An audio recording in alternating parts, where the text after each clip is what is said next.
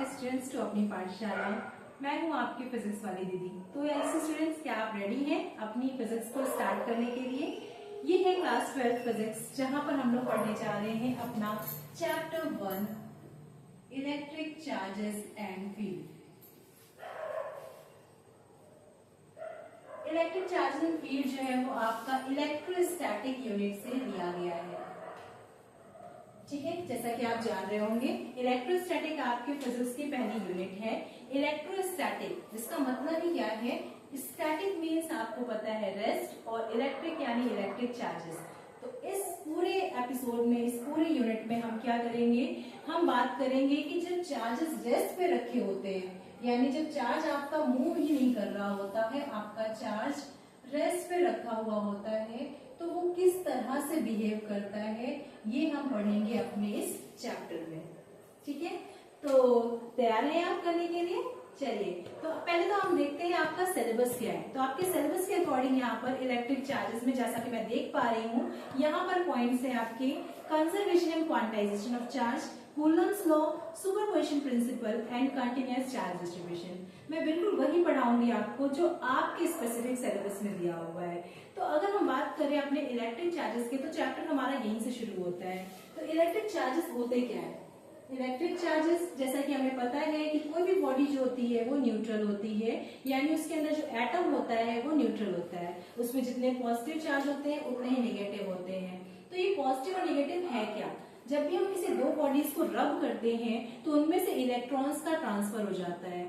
ये इलेक्ट्रॉन्स के ट्रांसफर जब होते हैं तो जिस बॉडी में आपके इलेक्ट्रॉन की एक्सेस हो जाती है उसे हम बोलते हैं नेगेटिव चार्ज, और जिस बॉडी में इलेक्ट्रॉन की डिफिशियंसी हो जाती है उन्हें हम बोलते हैं पॉजिटिव चार्ज।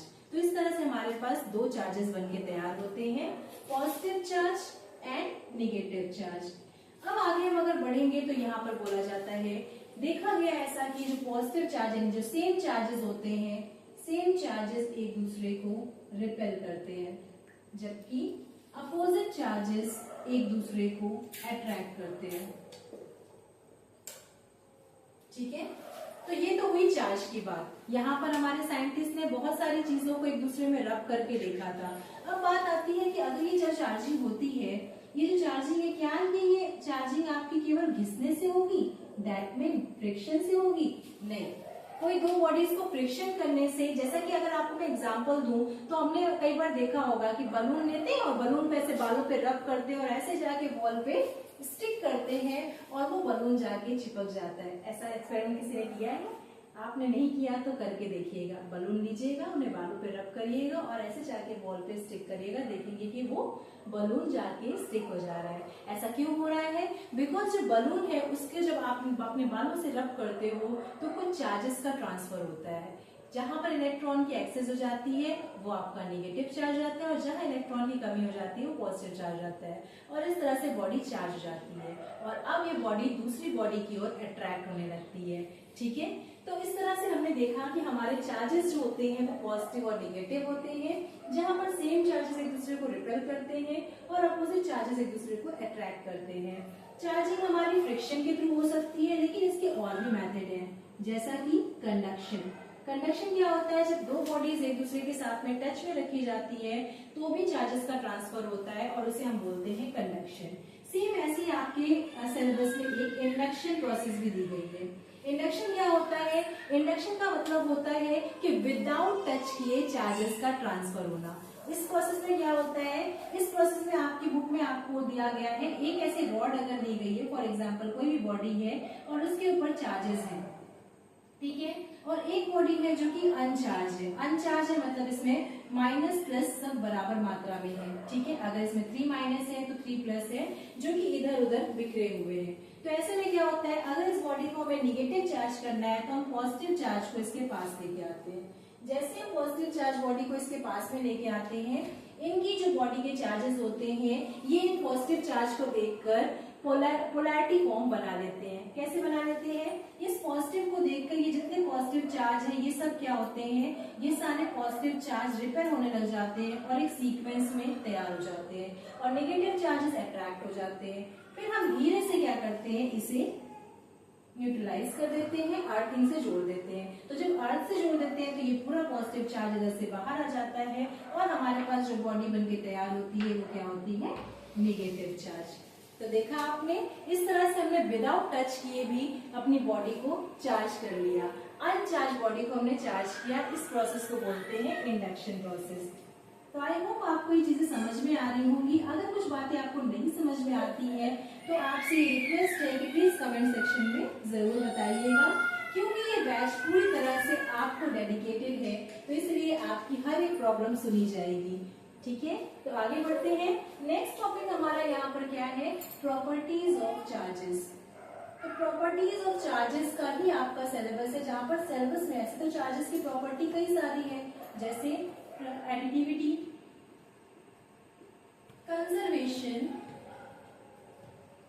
और क्वांटाइजेशन। ठीक है, तो ये चार्जेस की कुछ बेसिक प्रॉपर्टीज हैं, जिसमें बोला जाता है एडिटिविटी। एडिटिविटी आपको ये बताती है कि चार्जेस क्या होते हैं, ये एक स्केलर क्वांटिटी है।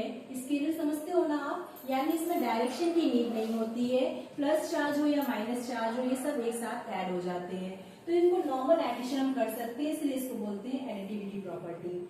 आपके सिलेबस में कंजर्वेशन है और क्वांटाइजेशन है। आपके सिलेबस में ये दो प्रॉपर्टीज के बारे में जिक्र किया गया है। तो हम पहले एक एक करके पढ़ते हैं। कंजर्वेशन क्या है?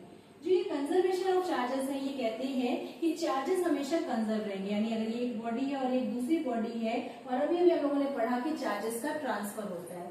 चार्जेस का अगर ट्रांसफर होता है तो फॉर एग्जाम्पल अगर यहाँ पर टोटल चार्ज जो था, टोटल चार्ज आपका फॉर एग्जाम्पल 12 कूलम था, तो बॉडी अगर यहाँ पर ट्रांसफर होती है, कुछ चार्जेस यहाँ होते हैं, कुछ चार्जेस यहाँ पर होते हैं, तो यहाँ पर भी आपके 12 कूलम ही रहेंगे। कैसे? यानी अगर यहाँ पर आपकी बॉडी इन दोनों का, यहाँ पर आपका 12 कूलम है, 12 कूलम कैसे आ रहा है? फॉर एग्जाम्पल ये 12 कूलम आपका आ रहा है 6 कूलम और 6 कूलम से। ठीक है, अब ये बात कूलम कूलम कूलम क्या बोल रही हूँ, ये जो कूलम है, ये कूलम क्या है? ये कूलम हमारा चार्ज की एसआई यूनिट है। एसआई यूनिट ऑफ चार्ज है। तो चार्ज को हम लोग मेजर करते हैं कूलम में। ठीक है, तो यहाँ पर अगर ये 6 कूलम है और किसी तरह से अगर ये चार्जेस का ट्रांसफर हुआ होगा, तो चार्जेस का ट्रांसफर हुआ होगा तो यहाँ पर अगर आपका 5 कूलम हुआ होगा तो ये जरूर 7 कूलम हुआ होगा, क्योंकि टोटल क्या होता है? कंजर्व होता है। नेचर हमें कहती है कि हमारे चार्जेस क्या होंगे? ऑलवेज कंजर्व रहेंगे। जितने इस बॉडी में है, जितने इस बॉडी में, सिर्फ इनका ट्रांसफर होगा। Charges are neither created not destroyed, they are always conserve. Okay, I hope आपको क्लियर हो रहा होगा। कमेंट सेक्शन में जरूर बताइएगा। चलिए आगे बढ़ते हैं। अब आपकी ये जो नेक्स्ट प्रॉपर्टी है, इसे हम कहते हैं क्वांटाइजेशन, जो कि एग्जाम के पॉइंट ऑफ व्यू से मोस्ट इंपॉर्टेंट है। क्वांटाइजेशन आपके एग्जाम में डायरेक्ट डेफिनेशन में पूछी जाती है। क्वांटाइजेशन का मतलब क्या होता है? ये बोलता है आपको कि कोई भी जो चार्ज होता है, charge is always quantized. Quantized word का मतलब क्या होता है? Quantized that is fixed. Fix मतलब क्या बोल सकते हैं हम? तो फिक्स बोल सकते हैं कि कोई भी बॉडी में अगर चार्जेस होंगे तो ऑलवेज कैसे होंगे? ये charges always are integer multiple of e क्या है आपका? Fundamental charge.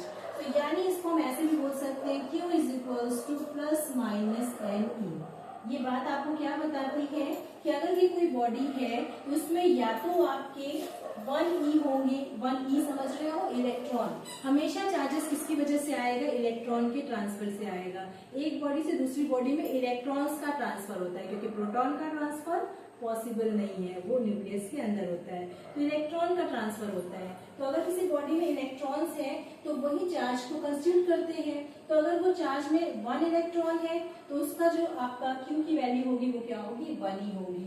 अगर उसमें 2 इलेक्ट्रॉन है तो चार्ज की वैल्यू क्या होगी? 2 ही होगी। इसी तरह से हम कह सकते हैं कि अगर उसमें, उस बॉडी में n नंबर ऑफ इलेक्ट्रॉन्स है तो Q की वैल्यू क्या होगी? Ne। ठीक है, यहाँ पर n आपको साफ दिख रहा है, क्या है? Number of electron. ठीक है, E की वैल्यू होती है 1.6 × 10⁻⁻19 कूलम। ये एक बेसिक E यानी एक इलेक्ट्रॉन का चार्ज होता है। अब इसका मतलब क्या है? इस क्वांटाइजेशन शब्द का मतलब क्या है? ये आपको कहता है कि अगर किसी बॉडी में या तो 1e होगा या तो 2e होगा। किसी ने अगर आपको आके कह दिया कि ये बॉडी है और इसमें 1/3 इलेक्ट्रॉन है तो इसे कभी मत मानिएगा। क्यों?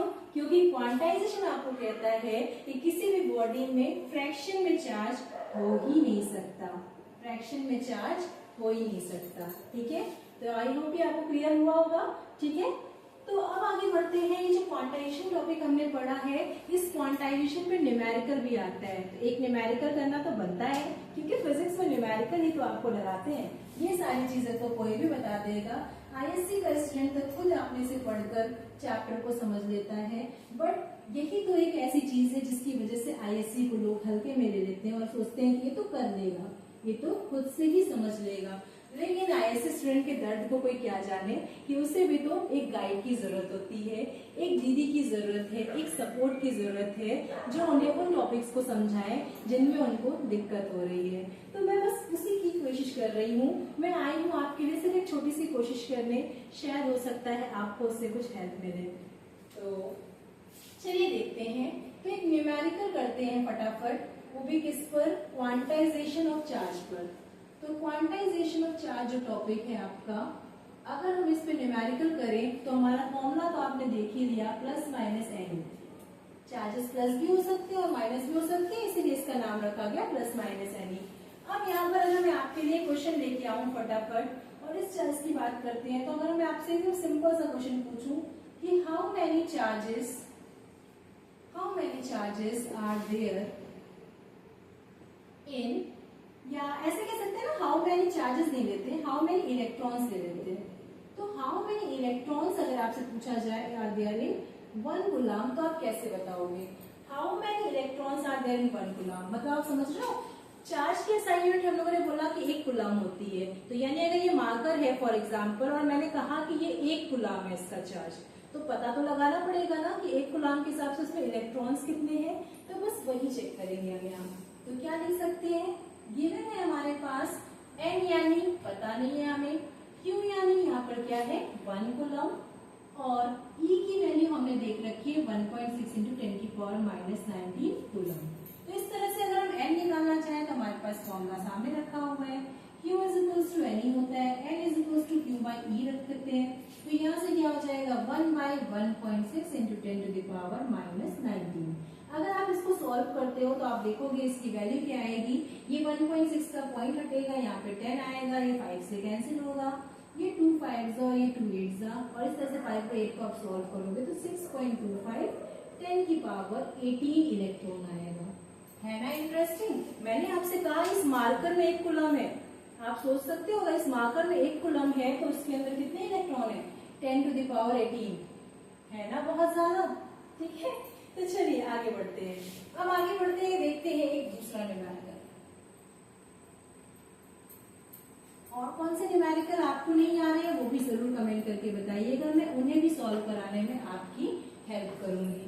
तो इसी तरह से एक न्यूमेरिकल आपका ऐसे भी आ जाता है, आपसे ये पूछ लेगा कि बताइए कि क्या ये चार्ज पॉसिबल है या नहीं। जैसे कि अगर आपसे पूछ लेगा is charge 3.2 × 10⁻⁻19 coulomb is possible, या इज लिखा है तो पॉसिबल और नॉट। ठीक है, और साथ में बोलेगा वेरीफाई भी करिए। ठीक है, तो ऐसे क्वेश्चन यानी 2 तरह के क्वेश्चन आते हैं, या तो आपका क्यों दिया होगा, n निकालना होगा, n दिया होगा क्यों निकालना होगा, या तो फिर ऐसा क्वेश्चन आता है कि आपको कोई चार्ज दे देगा और आपसे पूछेगा क्या ये एग्जिस्ट करता है या नहीं। अब ये कैसे पता लगाएंगे? तो इसके लिए सबसे पहले हमें क्या पता करना होता है, इफ n इज इंटीजर और नॉट। अगर ये इंटीजर है तो पॉसिबल है, लेकिन अगर ये इंटीजर नहीं है तो पॉसिबल नहीं है। मतलब आप समझ रहे होंगे कि हमें फिर से क्या निकालना है, n निकालना है। तो अब की बार n = q/e रखेंगे। q है हमारा 3.2 × 10⁻⁻19 जो उन्होंने दे रखा है, और नीचे हम रखेंगे 1.6 × 10⁻⁻19। जब आप इसको कट करोगे और यहाँ से हटाओगे तो 16 2s यानी 2 बार में ये पूरी तरह से सॉल्व हो जाएगा और n की वैल्यू 2 आएगी। क्या ये फ्रैक्शन में आई? नहीं। तो इसका मतलब कि ये क्या है आपका, ये चार्ज पॉसिबल है। सो क्लियर हुआ कुछ? तो ये थे कुछ न्यूमेरिकल क्वांटाइजेशन ऑफ चार्ज पे। अब आपके सिलेबस में बिल्कुल साफ मेंशन किया गया है conservation of charge and quantization of charge, और ये दोनों ही टॉपिक मैंने आपको बिल्कुल अच्छे से करवा दिए हैं। तो आई होप ये आपको क्लियर हुआ होगा। तो अगर ये सारी चीजें आपको क्लियर हो गई हैं तो मुझे आप कमेंट सेक्शन में जरूर बताइए, और ये भी बताइए कि ऐसा अगर आपको लग रहा है कि ये तो कोई भी पढ़ा देगा, हमें तो कोई और प्रॉब्लम है, हमारी प्रॉब्लम कोई सुन नहीं रहा है, तो आप वो भी बताइए, हम उसे भी सॉल्व करने की पूरी कोशिश करेंगे, क्योंकि मैंने कहा ना मैं आई हूँ सिर्फ और सिर्फ आपके लिए। ठीक है, तो आज के लिए इतना ही रखा जाए। मिलते हैं नेक्स्ट वीडियो में, जहां हम लोग बात करेंगे अपने नेक्स्ट टॉपिक कूलम्ब्स लॉ के बारे में। तब तक के लिए थैंक यू बच्चों।